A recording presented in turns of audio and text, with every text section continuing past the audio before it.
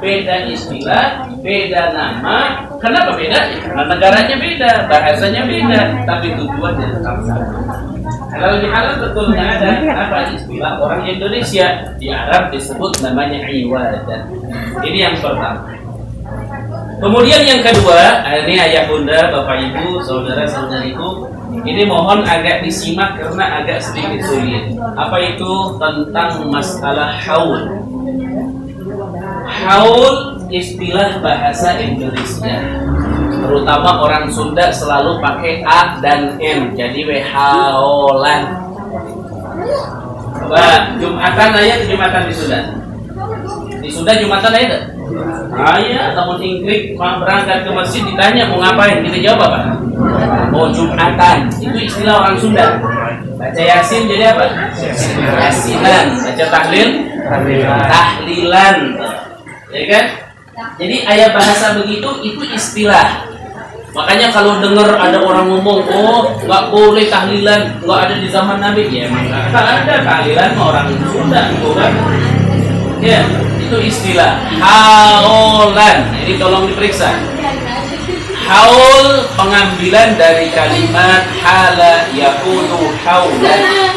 Haul itu artinya manakala kita memiliki sesuatu, awet sesuatu ini sampai datangnya 1 tahun, kita disebut haul. Makanya kalimat haul biasa dipakai di dalam bab zakat. Kalau kita punya dagangan, wajib zakat, wajib. Syarat inti 2, pertama haul, kedua nisab. Haul artinya barang tersebut ada 1 tahun. Nisab artinya jumlahnya sampai kepada jumlah yang wajib dizakati. Nah kalau cuma dalam nasi uduk, walaupun 1 tahun penuh, 10 tahun penuh, nasi uduk modalnya pun 500.000, sama nggak wajib zakat. Karena belum sampai nisab. Haul istilahnya dipakai di dalam zakat. Tapi haul itu dipakai istilah oleh orang Sunda untuk berkumpulnya saudara mendoakan orang yang meninggal di hari wafatnya dan dijalankan setiap setahun sekali. Nah ini dijalankan setiap setahun sekali disebut haulan. Ada nggak di zaman Nabi Muhammad? Dan kalau dilakukan bagaimana? Saya jawab, di zaman Nabi ada, dan yang pertama kali menjalankan haul adalah Nabi Muhammad. Kalau ada ibu-ibu yang bertanya, kalau haul memang boleh, kenapa Nabi nggak dihaulkan? Jawabannya, Nabi dihaulkan buat apa? Nggak ada dosanya Nabi Muhammad. Makanya anak kecil namun maut ayah haulnya enggak? Nggak ada. Kenapa? Ya anak kecil mah nggak ada dosanya. Bahkan kalau kita sholat jenazah ya hati-hati. Iya baru salah kaprah. Kita sholat jenazah, mayitnya itu anak kecil, perempuan atau laki-laki? Anak kecil. Itu kalau takbir pertama kita kan baca apa? Takbir pertama baca apa? Takbir pertama baca apa? Hah? Yang komando di peta tadi ya. Kalau sholat jenazah takbir pertama baca apa? Beres takbir baca apa? Allahu Akbar baca apa? Al-Fatihah. Hati-hati jangan salah. Takbir kedua Allahu Akbar baca apa? Salawat. Allahumma shalli ala sayyidina Muhammad. Takbir ketiga baca doanya apa? Hati-hati. Kalau yang meninggalnya orangnya dewasa, Allahumma ghfir lahu. Kalau laki-laki, lahu. Kalau perempuan, laha. Kalau banji,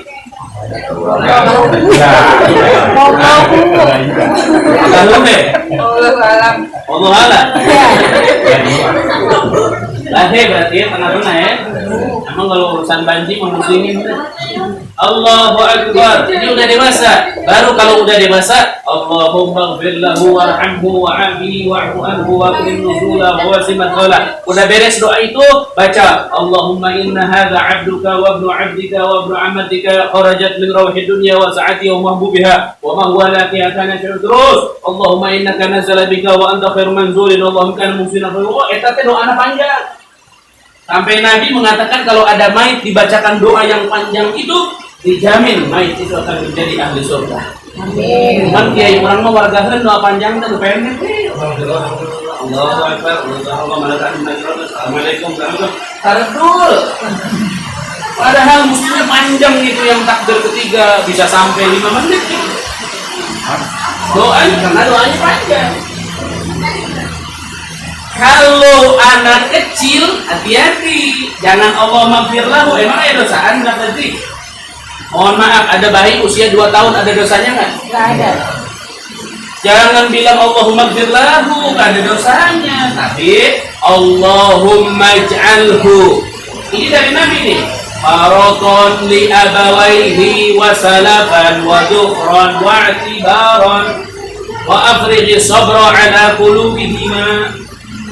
Itu sampai Nabi mengajarkan, ya Allah, jadikan si mayat kecil ini tabungan bagi kedua orang tuanya. Jadikan si mayat kecil ini penyelamat bagi kedua orang tuanya. Jadikanlah kematian si mayat kecil ini di dalam hati mereka, orang tuanya, kesabaran. Dan jadikanlah sabarnya ibadah. Jadikanlah sabarnya pahala. Nah itu. Makanya kita salah.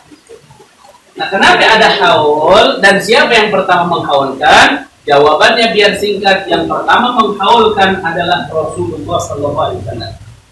Siapa yang dihaulkan? Yang dihaulkan adalah sahabat Badar yang meninggal saat perang Badar di sebuah daerah namanya daerah Badar. Terlebih kesana terlebihnya. Jauh ya terlebihnya. Jauh tempat Badar dari Mekah itu 350 kilo. 350 kilo dari Mekah, dari Madinah, mohon maaf. Itu Nabi Muhammad jalan kaki sama sahabat. 350 kilo sampai ke tempat Badar, sampai peperangan di tempat perang Badar itu meninggal 18 sahabat saat perang, dikuburkan di situ. Nah, mohon dicatat Bapak Ibu biar paham. Di dalam riwayat Imam Ahmad bin Hanbal dengan sanadnya sampai kepada Imam Abu Ishaq Ar-Rahawih, gurunya Imam Ahmad. Sanadnya sampai kepada Abu Bakar As-Siddiq radhiyallahu taala anhu. Kata Abu Bakar Siddiq, karena Rasulullah sallallahu alaihi wasallam, ada Nabi Muhammad sallallahu alaihi wasallam yazuru qabra ahli Badrin. Nabi berziarah ke makam ahli Badar, yaqra'u fiha awail al-Baqarah. Nabi itu baca awal Baqarah, wa khawatimah ujung al-Baqarah, wa suratul Fatihah. Kos urang kieu. Ngan hari tamah teu disebut tahlilan gitu. Dawuh orang Sunda nu hadir. Mun aya orang Sunda mah Nabi keur tahlilan gitu. Cuman enggak ada orang Sunda, orang Arab semua. Jadi mereka mengatakan yazuru, mereka berziarah, wa yaqra'u dan membaca. Kata Abu Bakar Siddiq, ala ra'si kulli haulin, Nabi itu selalu berangkat ke sana setiap 1 tahun sekali. 1 tahun sekali Nabi ke sana. Nah ini yang disebut namanya doa setiap tahun. Orang Sunda ngomong namanya haulan. Bahkan di dalam riwayat Sayyidina Ali bin Abi Thalib radhiyallahu taala anhu, orang yang bersedekah di hari wafatnya seseorang, maka pahalanya itu dicatat oleh Allah selama 1 tahun penuh sampai tanggal orang itu bersedekah. Makanya Bapak Ibu dimohon maaf, saat seperti ini keluarga besar di sini melakukan sedekah, bersedekah baik dengan harta, dengan jamuan, dengan silaturahim. Ini pahalanya untuk almarhum akan dicatatkan oleh Allah sampai tanggal yang sama di tahun yang akan datang. Masya Allah, ini kira-kira jelas nggak? Jelas nggak? Jelas nggak nih Bapak Ibu? Kemudian yang kedua, haul itu di samping pahalanya besar, haul itu pun sebagai tanda bahwa anak-anak itu sebagai anak-anak yang berbakti kepada kedua orang tuanya. Makanya kalau ada orang nanya, Ustaz, mana yang terbaik? Apakah anak yang ngirimin duit setiap minggu kepada bapaknya yang masih hidup, atau seorang anak yang selalu mengirimkan doa kepada bapaknya yang sudah meninggal dunia? Jawabannya, seorang anak yang selalu mengirimkan doa kepada ibu dan bapaknya setelah mereka meninggal itu lebih baik daripada anak yang ngirimin duit setiap minggu kepada orang tuanya yang masih hidup. Artinya gini, punten. Kalau kita orang tua, anak kita setiap minggu ngirimin duit 10 juta, 10 juta tiap minggu. Kira-kira orang tua senang apa enggak? Kok sepi sih? Kayaknya nggak ada harapan apa orang yang ngirimin kita. Senang nggak kira-kira? Oh senang. Kita bilang anak itu soleh apa kurang aja? Anak kesayangan apa anak kebencian? Yang lain nyampe udah penuh dia belakangan. Anak bapak ini, padahal ini yang ngumpul anaknya semua. Cuman karena baik. Memang seperti itulah orang baik akan dimuliakan. Jangankan di akhirat, di dunia udah Allah buktikan orang baik mulia udah. Artinya orang tua seneng. Ya Allah nih anak saya perhatian sama saya. Kesenangan itu, kegembiraan itu tidak ada apa-apanya dibandingkan kegembiraan kedua orang tua yang berada di alam barzah. Kemudian anaknya, mereka ngangkatin tangan minta sama Allah, mereka bersedekah dengan kemampuan mereka, mereka membaca Al-Quran dengan kemampuan mereka, mereka undang tetangganya. Itu yang membahagiakan mereka. Di dalam kitab Wasiyatul Mustafa, Imam Ali bin Abi Thalib meriwayatkan sebuah hadis.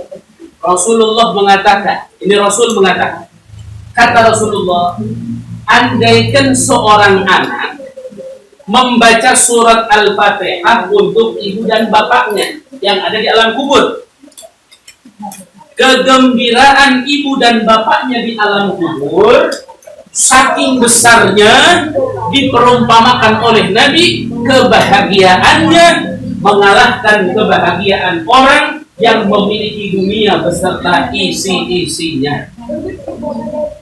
Ya umpama kialah eta bising bapak-bapak ngahayal teh nya, bising gede teh, mohon maaf kalau umpama pulang dari sini Ustaz Robik, itu dibagi tanah 2 hektar ewang bunga teh. Bunga teh kira-kira. Bunga teh. Padahal 2 hektar teh saeutik teh. Saeutik da jang nyeun lapangan pesawat mah cukup. Saeutik 2 hektar. Atau kota Bogor ya, Bogor Raya dibikeun ka urang. Abah balik nama kan? Usaha kan pula. Buat rumah tuh, boleh mantai. Abah Hamidin ya, boga imah sebeli Bogor. Gede tuh Bang. Kamar Abah karena dibawa di Cigombong WC di kebun raya. Kita hayang ini baru dicariin masuk keluar airnya. Masya Allah. Gede. Lamun aya nu mere taneuh sakit lobana bunga teh. Aduh, udah nggak bisa dibayangin. Jangankan tanah segede itu, jangan. Kita lagi duduk, beras nggak punya, ini nggak punya, duduk tiba-tiba orang datang ngasih beras sekarung, duit 10 juta, senangnya luar biasa. Senangnya luar biasa. Ternyata orang yang diberikan dunia beserta isi-isinya, itu kebahagiaannya nggak ada apa-apanya dibandingkan ibu bapak di alam kubur, anaknya baca Fatihah, tuh ibu bapak senangnya luar biasa. Makanya itu termasuk birrul walidain, termasuk bakti kita kepada kedua orang tua setelah mereka wafat. Jelas apa tidak nih? Jadi haul mau dipertahankan apa tidak? Insyaallah. Kenapa saya ngomong dulu kemarin? Karena gara-gara ada si YouTube tuh. Si YouTube, ya Allah. Nampung kiai-kiai nggak dipilih dulu. Ada kiai di YouTube ngomong haulan bid'ah, yang melakukan haulan ahli neraka. Kita ahli neraka dari mana lo bang? Bapak-bapak coba yang hadir haulan sekarang, dari tadi sampai sekarang, ada nggak kesalahan yang kita perbuat? Bukan bapak-bapak sujud kata pekong. Ada kita ingat Allah, kita sholawat sama Nabi, kita ngaji syariat Nabi. Mana yang nyebabin kita masuk neraka? Oh, hati-hati. Makanya kita si YouTube kudu hati-hati. Ini kalau Ustaz deh, oh iya mau Ustaz Umi setel, jangan lupa. Siap Ustaz. Nah itu kita tinggal nih, bisi dapat guru yang sesat. Akhirnya haulan nggak boleh, doain nggak boleh, itu nggak boleh, ujung-ujungnya anu marau teh engke masih ga domba. Embe pae heula, ulah ngomong embe mah. Embe pae kuburkeun aya talqin teu embe. Aya doa teu? Aya tahlil teu? Sugan aya kaul embe. Embe mah jelema teh siga embe. Da ulaheun kabeh, talqin ulah, doa ulah, tahlil ulah, ieu ulah, itu ulah, sedekah ulah, naon ulah, kabeh ulah. Jadi pae kuburkeun tinggalkeun geus. Berarti kieu bener. Allah kan di dalam Al-Quran berbicara, walaqad karramna bani Adam. Kami kata Allah telah memuliakan bani Adam. Lamun bani Adam cara maot sarua jeung hewan mana muliana tuh? Makana ku nabi dibedakeun utlubul ilma minal mahdi ilal lahdi. Belajar ilmu maneh dari mulai maneh dina pangguan nepikeun ka di liang lahat jeung urang. Eta nabi ngomong belajar ilmu sampai liang lahat, gimana bisa di liang lahat belajar? Bagi orang lain nggak bisa, tapi bagi kita ahlus sunnah wal jamaah pasti bisa. Kumaha? Dengan liang lahat. Taklokeun. Awi pasangkeun. Kubur tanah turunkeun. Sudah tanahnya diinjak-injak, udah rapi. Eta teh dihandap teh Gusti Allah teh dihudangkeun melalui malaikat. Geus hudang cek nu di luhur teh man rabbuka wa man nabiyuka wa man dinuka, diajarin sama yang di atas. Itu sedang belajar sampai liang lahat. Mereka belajar di liang lahat. Siapa yang ngajarin tuh? Yang baca talqin. Makanya orang sampai talqin dilarang, ya dilarang, itu dilarang kabeh. Jadi lamun aya nu maot, kuburkeun tong maca bismillah, tong maca nanaon, kuburkeun, turunkeun karena taringakeun. Buat itu belum apa ya? Sayang begitu kan? Bahaya mah hayang. Kuburan sepi dia nggak tahu. Doa orang yang hidup itu betul-betul berguna bagi orang yang sudah meninggal. Alhamdulillah. Katanya nih, anak-anak di mari, anak yang paling tua ibu nenek. Sama yang lain semuanya bahu membahu, yang datang maupun tidak. Karena kondisi saat ini semuanya pasti saat tahun pada sekarang deh. Kumrung reong, mana gitu deh? Kumpul ngariung, kongkong, ngaronyok. Tadi Sunda ada hese deh. Padahal orang Sunda ini. Apa mana gitu ya? Mana barang kongkong, ngaronyok. Itu semuanya pasti ada pahala di sisi Allah. Itu yang kedua. Yang terakhir pembahasan sore ini adalah mengenai apa yang tadi beliau sampaikan tentang ngurusin mayit. Ini ngurusin mayit sebenarnya kalau mau dikaji lama waktunya. Ngan arek nanya heula, di saha nu arek nguruskeun mayit? Kudu ditanya heula, saha nu arek nguruskeun mayit? Saha nu arek nguruskeun mayit di dia?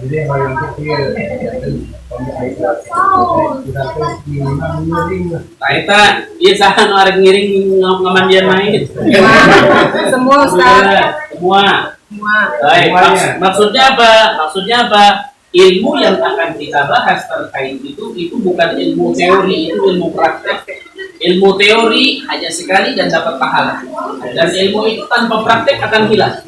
Karena saya mandiin mayat itu dari 2006. 2006 saya mandiin mayat sampai di luar negeri. 2007 sampai 2010 saya mandiin mayat di luar negeri. Cara mandiin yang benar seperti apa, yang baik seperti apa. Kenapa saya ikut terjun? Karena pahalanya gede. Pahalanya besar. Orang nggak tahu tuh pahalanya besar.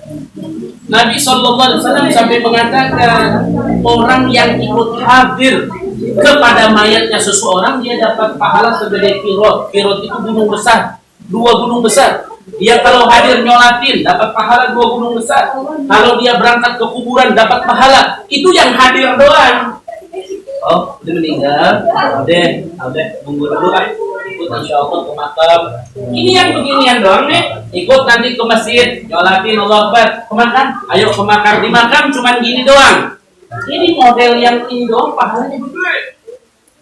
Besar pahalanya. Apalagi yang datang udah selesai, udah. Subhanallah. Ayo coba kita siapin ininya. Mana ember-embernya, mana ininya, mana itunya, mana ini ayo kita bawa, gotong. Ini udah lain lagi pahalanya. Sampai ke masjid dia ikut sholat, ayo rapikan sholatnya. Sampai berangkat ke makam dia ikut botong juga. Ayo, gantian sampai ke makam dia ikut turun juga, satu siup dia nyangkul juga. Ini pahalanya udah luar biasa. Makanya saya berharap ngaji bab ini walaupun sedikit, kita ngejar pahala yang besar itu, karena pahala besar paling cepat mengantarkan kita kepada ridho Allah. Ya, coba.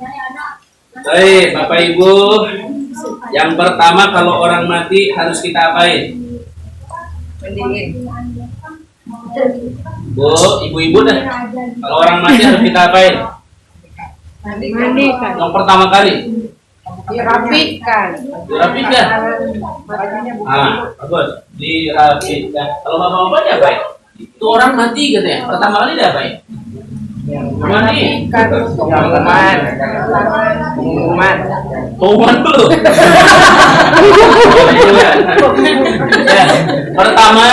Ya, pertama yang harus dilakukan itu manakala orang meninggal dipastikan benar nggak sudah meninggal. Jangan main diumumin aja di mesir. Pak Misro meninggal dunia. Pak Misronya ngomong dulu. Siapa yang mati itu? Lu diumumin. Kenapa saya bilang begitu? Karena ada istilah mati suri. Ini saya mau bahas mati suri biar ibu-ibu jelas mati suri itu apa. Jangan mati suri dianggap mati 2 kali, jangan. Karena saya termasuk anak waktu usia 3 tahun saya sudah dianggap meninggal. Akhirnya saya udah dimandiin sama bapak sama keluarga sampai dikapanin. Sudah dikapanin, lagi diajiin saya gerak. Kata orang kampung, makanya kalau saya pulang, Ustadz Mui mah pernah mau 2 kali. Mau sekali dari. Bukan, itu salah kaprah, itu salah pengertian. Makanya saya mau sampaikan. Pertama pastikan dulu. Kenapa? Ada namanya mati suri. Ustadz, mati suri apa sih? Oh, gini. Mati suri itu istilah orang Sunda atau mungkin umumnya orang Indonesia. Pada dasarnya nggak ada mati suri, nggak ada mati-matian, nggak mati cuma sekali. Nggak ada, mati cuma sekali. Hanya dalam ilmu fikih disebut ada namanya dhabtatul qalbi. Dhabtatul qalbi itu adalah gerakan napas ini saking kecilnya sampai tidak bisa dideteksi.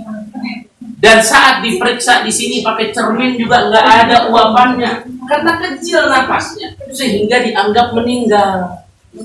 Nah, dianggap meninggal karena hembusan nggak ada, urat nadi nggak gerak, detak jantung nggak ada, dianggap meninggal. Padahal ada namanya dhabthah. Jadi dia punya jantung itu udah nggak betul-betul bergerak secara biasa, sampai nggak kelihatan geraknya, namun napasnya tetap ada. Dan itu bisa terjadi kepada manusia dengan sakit yang begitu parah.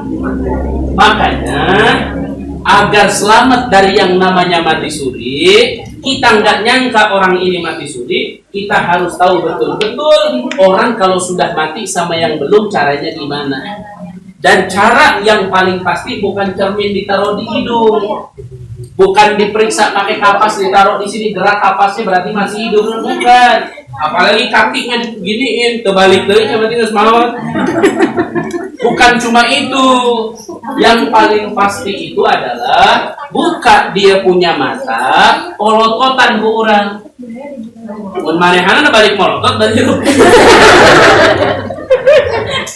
ya, kita lihat tuh matanya. Kalau di buletan hitamnya masih ada bayang-bayang kita, berarti masih hidup.